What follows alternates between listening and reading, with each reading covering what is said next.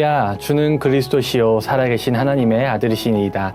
오늘도 새날을 주신 하나님을 찬양합니다. 오늘 우리에게 주시는 하나님의 말씀은 창세기 42장 8절 말씀입니다. 함께 읽겠습니다.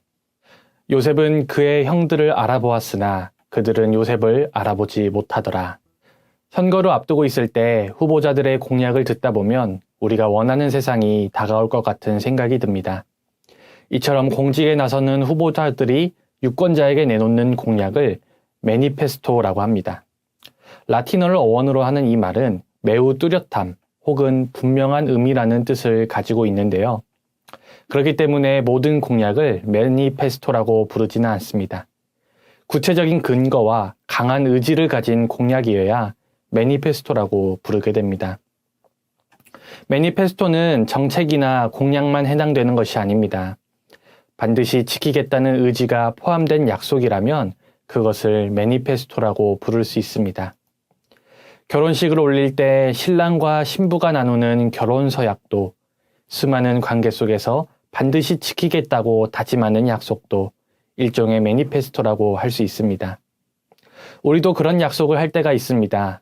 하지만 그때는 분명 반드시 지키겠다고 다짐하면서 약속을 했지만 시간이 지나가면서 점차 그 의지가 흐려지고 결국 약속을 지키지 못하는 경험을 해보셨을 것입니다.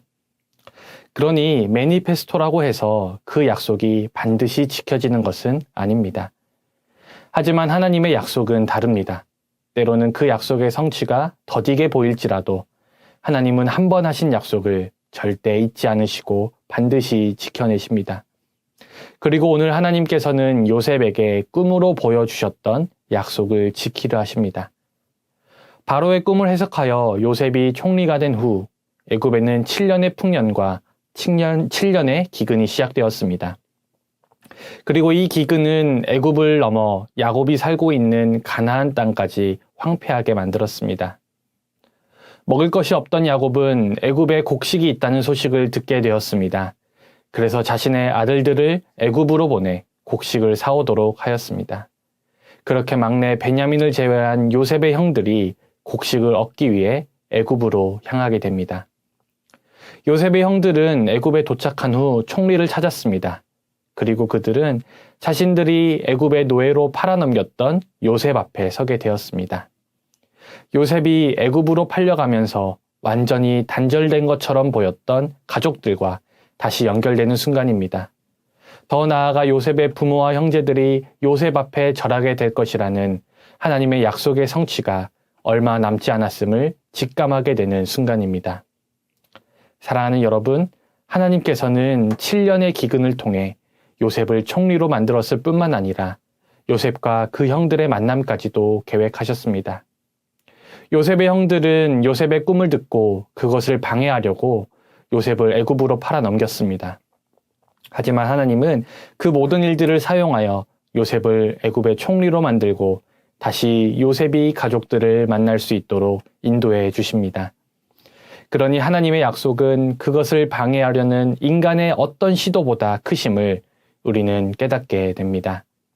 그러니 하나님의 약속이야말로 매우 뚜렷하고 분명한 의미를 가진 매니페스토입니다.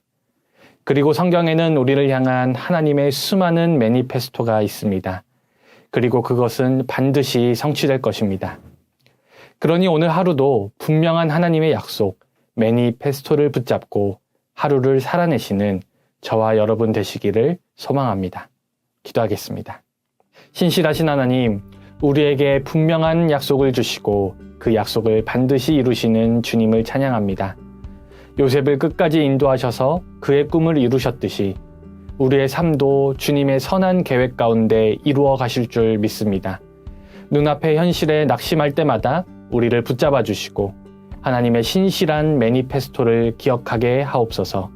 예수님의 이름으로 기도드립니다. 아멘.